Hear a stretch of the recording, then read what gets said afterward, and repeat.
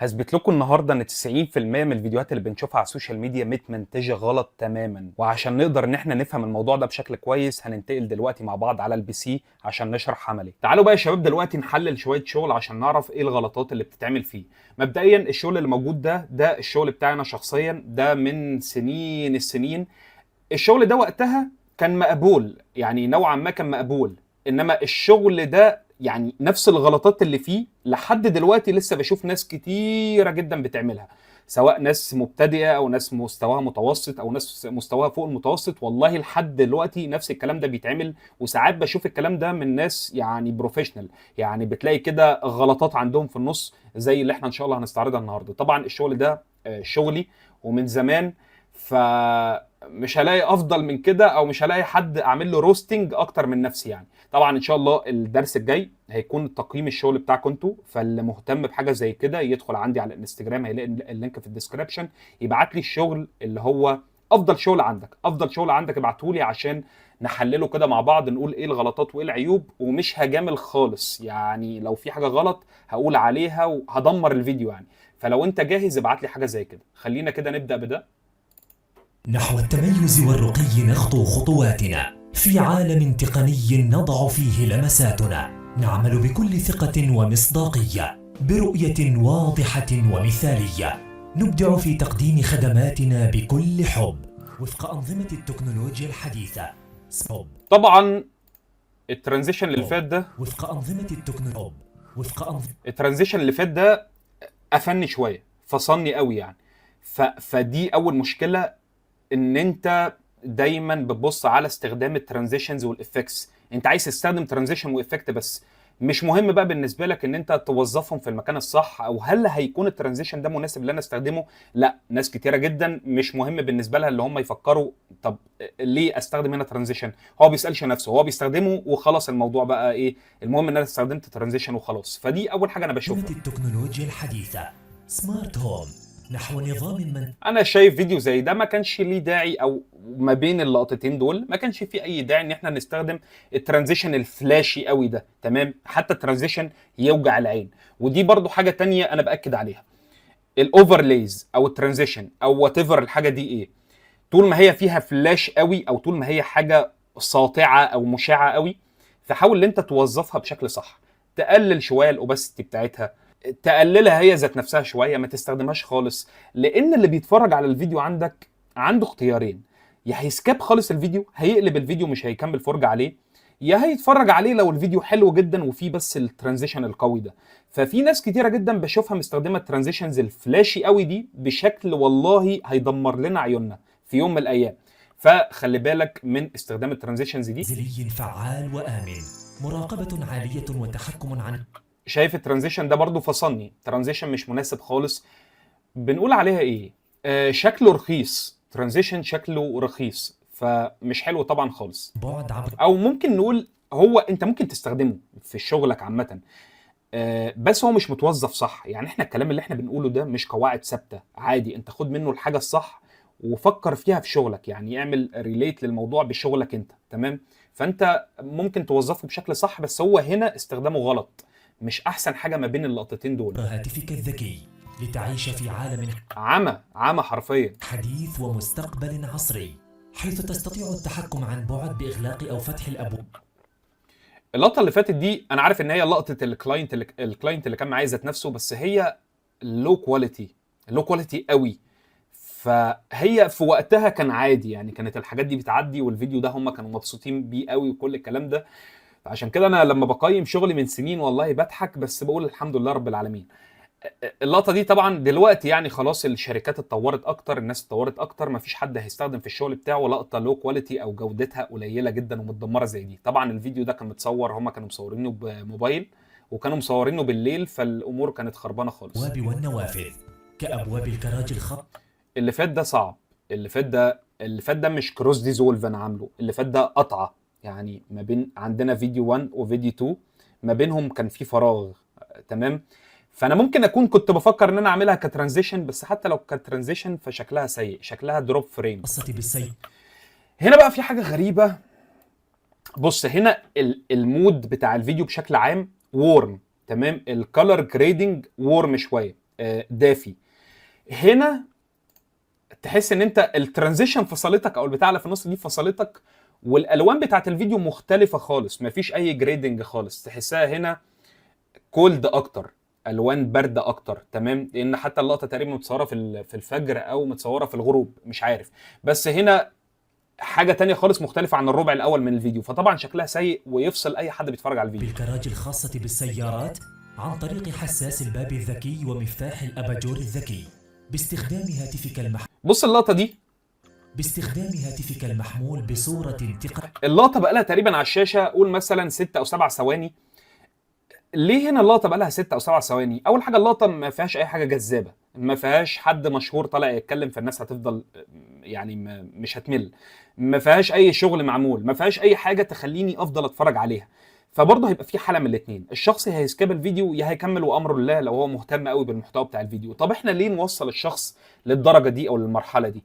طب اللقطه دي كان الصح اللي هي تعمل فيها ايه؟ تعمل لها جامب كاتس، جامب كاتس، اقطع الحاجات اللي ملهاش لازمه وسرع العمليه شويه.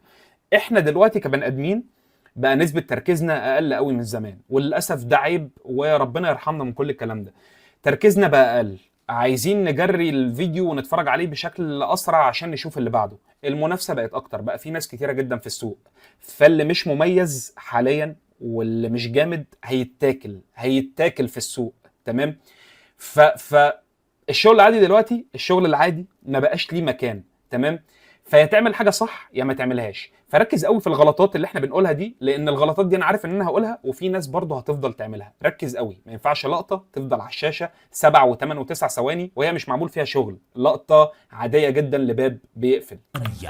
واشعال الاناره تلقائيا، ترانزيشن طبعا سيئه. عند دخول هنا شغل ال 3 دي تراكنج او 3 دي كاميرا تراكنج سيء بصراحه. انا مش عارف، انا هنا تقريبا كنت لسه كان في بدايتي برضو في الافتر افكتس من سنين. فطبعا احنا بفضل الله سبحانه وتعالى على في كورس المونتاج المتقدم بتاعنا بنشرحه، يعني بص مستوى تاني خالص ان شاء الله. بس هنا شكله سيء، شكله رخيص كالمنزل.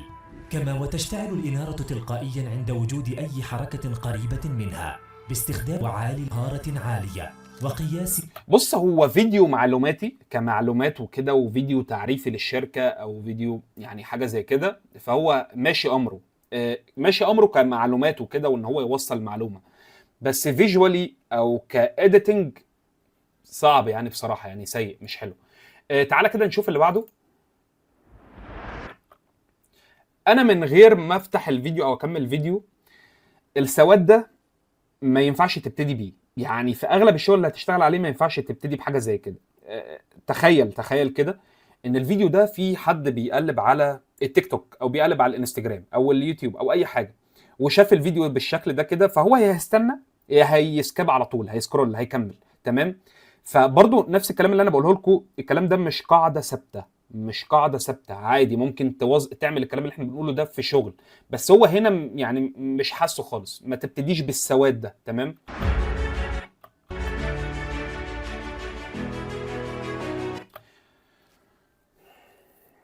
مبدئيا هنا بص، هنا في حاجه غريبه. هنا لون الرمله اول حاجه اصفر، يعني هنا التلوين بتاع اللقطه دي حاسه غريب شويه. لون الرمله قصدي حاسه مخضر شويه، حاسس ان انا عامل تنت باللون الاخضر كبير قوي لدرجه ان هو مغير لون الرمله من الاصفر للاخضر. يعني بص حتى الظل اللي هنا تحسه لونه اخضر كده فاصفر. فهنا دي اول حاجه. حتى بص اللون الاخضر اللي في النص ده شكله غريب، شكله فاتح قوي او اللومه بتاعته عاليه قوي. تمام، هنا في ديفو، في عيب. اول حاجه دي برضو حاجه بشوفها كتير، وكلاينتس للاسف بيبعتوها لي كتير جدا. تلاقي اللقطه متصوره، اللقطه تحفه فنيه، لقطه جميله ما شاء الله، الكومباوند جميل او المكان ده جميل، بس اللقطه فيها عيب زي ده. يمكن هو هنا مش ملحوظ قوي. تعالى كده نقدم شويه. اللقطه عماله تلعب، دي مشكله وورب ستابلايزر. المشكله دي برضو بص عمالين نقابل حاجات، فانت استوعب معايا. المشكله دي بشوفها كتير جدا، الورب ستابلايزنج. الناس بتستخدم الورب ستابلايزر غلط. خليني اوضح. عميل بعت لك شوت، بعت لك انسرتايه، بعت لك شوت، بعت لك فوتج. الفوتج دي عالمي مش ثابته، هو كان ماسك الكاميرا وهو بيصور عمال يعمل كده، فالفوتج مش ثابته. فانت عشان تثبتها على البريمير بتعمل ايه، وعلى اي برنامج، بس خلينا نضرب مثال بالبريمير. بتجيب من الافكس وورب ستابلايزر وبترميه على الشوت بتاعتك، وبتخليه 50 60 70%، لان الشوت تعبانه خالص ومهزوزه كتير. تمام. فلما انت بتخليها 70 او 60% او 50%، زياده عن حد، اعرف المبدا ده، اي حاجه زياده عن حدها بتتقلب ضدها. فانت لما زودتها وافورت قوي في الورب ستابلايزر فاداك نتيجه عكسيه، فبتلاقي الشوت بتعمل زي كده، عماله تعوم. تمام. فالورب ستابلايزر لازم تستخدمها بعنايه. خليك مثلا من 5% ل 10% 15%، برضو ما فيش قاعده ثابته، بس انت تجرب. بس ما تافورش قوي، ما تطلعش ل 30 40 60 حرام عليك. تمام. لان الشوت هتبوظ معاك. المبدأ اللي احنا قلنا عليه ده بينطبق في اي حاجه زياده عن حده ويتقلب ضده. في التلوين زياده عن حده هيتقلب ضده، في الافكس والترانزيشنز زياده عن حده هيتقلب ضده، خلي بالك.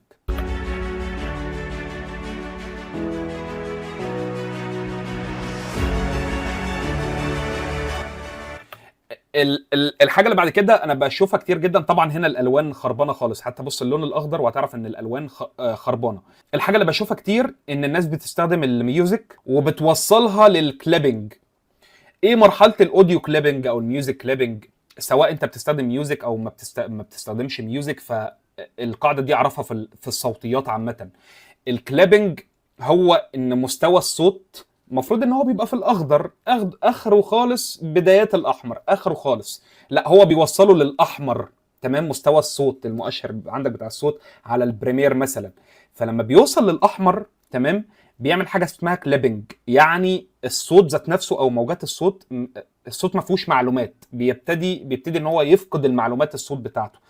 فبدل ما بتسمع صوت الميوزك بتسمع صوت بتسمع الصوت مزعج، في ضجيج كده او في نويز. فهو ده الاوديو كليبنج او الاوديو بيكنج، او ان البيك، او ان الويف بتبيك، او ايا كان المصطلح اللي بتتقال بيه يعني. بس هو اسمه اوديو بيكنج او اوديو كليبنج.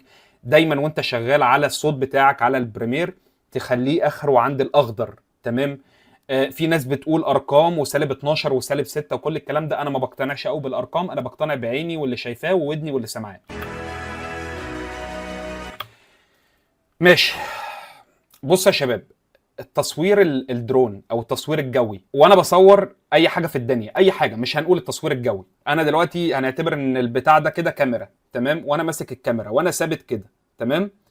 فمفروض ان في التصوير الجوي او في التصوير العادي اخد اللقطه وهي ثابته. خلينا في التصوير الجوي، ماشي، عشان القاعده دي هتنطبق على التصوير الجوي.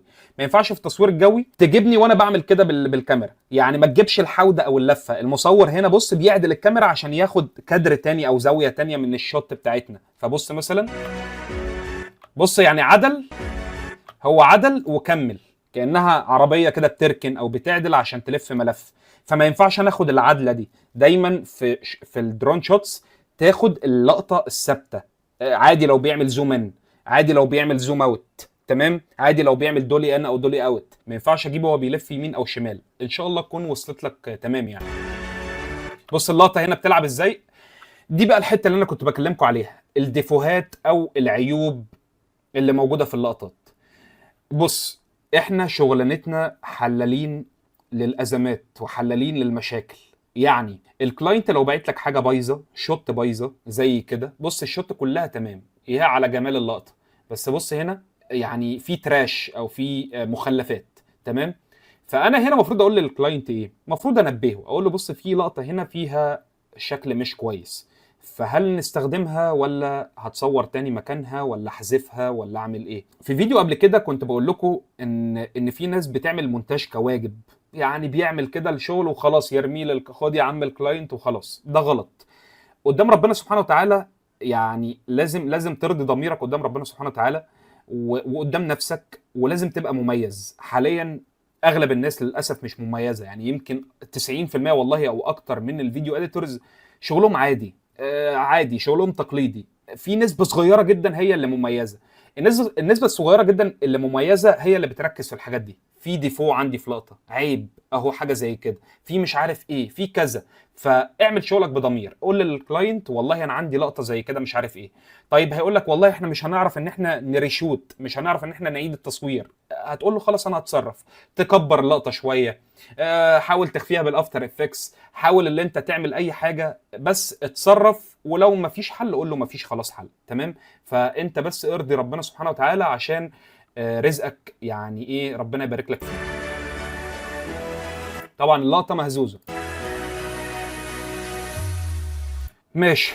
اللقطه دي مبدئيا لون الارض مش عاجبني، هو الالوان كلها بايظه. اللون الجلابيه برضو ابيض قوي، فالهايلايتس عاليه شويه. اللقطه دي استخدمناها في البدايه، بص هي قاعده كده، هي مش قاعده ثابته، بس هي عامه ما ينفعش تستخدم لقطتين يعني في نفس الفيديو. فيديو 30 ثانيه، فيديو صغير جدا، فكل حاجه ملحوظه فيه، وانا مستخدم اللقطه مرتين، ما ينفعش استخدم اللقطه مرتين، تمام. في ناس بتقول لك عادي انا هعمل اللقطه ريفرس، او هعمل لها زوم اوت، او هغيرها هعمل لها زوم ان، لو هي كانت زوم اوت هعمل لها زوم ان. انا ما احبش استخدم في الشغل اللقطه اكتر من مره، حتى لو هوظفها بشكل كويس، حتى بشكل مختلف، هعمل لها كلوز مش عارف، لا ما تستخدمش اللقطه اكتر من مره، عشان مش افضل حاجه. الكلام ده برضو ينطبق على الساوند افكتس، ما تستخدمش ساوند افكت اكتر من مره، ده مشكله بشوفها كتير جدا. ناس بتستخدم ساوند افكت واحد 500 مليون مره في الفيديو، يا اخي خلاص حرام، تمام. فحاول ان انت توظف الحاجات اللي عندك بشكل مختلف. ده فيديو تاني كنت عملته قبل كده زمان، بس ما لقيتش الاساس بتاعه، لقيت ان انا كنت مصوره كده سكرين فيديو، لان انا فاكر كنت تقريبا بنزلهم على جروبات الفيسبوك وكده، باخد راي الناس والحاجات دي، الحاجات اللي انا دايما بقول لكم اعملوها عشان يجي لكم شغل. وبفضل الله كانت دي من الحاجات اللي جابت لي شغل كتير في البدايه، تمام. خلينا كده نتفرج على الفيديو. انا مش عارف ايه الازرق اللي في الفيديو ده، تقريبا ده اوفرلاي انا مستخدمه، بس طبعا موظفه بشكل غلط، وهو ده اللي انا بكلمك عليه، ان انت عندك اوفرلايز وعندك ترانزيشنز وافكتس، وبترمي كل حاجه في اي مكان من غير ما تسال نفسك سؤال، هو انا ليه هنا هستخدم ترانزيشن؟ هو انا ليه هستخدم هنا افكت؟ المهم مش اللي انت تتعلم الادوات، المهم مش اللي انت يبقى معاك اكبر مكتبه في العالم، المهم اللي انت تعرف المكتبه دي انت هتوظفها ازاي، تمام. ترانزيشنز، افكتس، الصوت ده اكيد انا هستخدمه 500 مره قدام.